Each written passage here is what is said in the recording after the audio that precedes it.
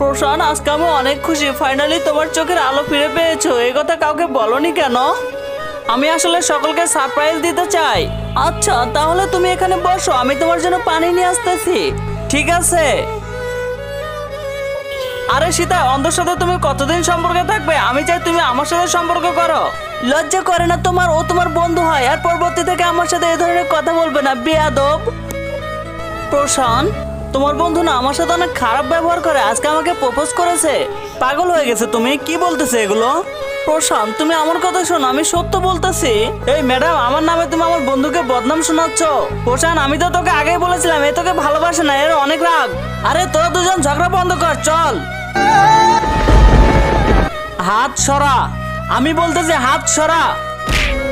কিন্তু তার আগে তোমার কাছে কোনটা সব থেকে বেশি দামি, এক বস্তা টাকা নাকি মা বাবা? যদি মা বাবা হয় ভিডিওতে একটি লাইক করে চ্যানেলটা সাবস্ক্রাইব করে দিও। লাইক সাবস্ক্রাইব যদি তুমি না করো তাহলে আমি বুঝে নেব তুমি মা বাবাকে একটুও ভালোবাসো না।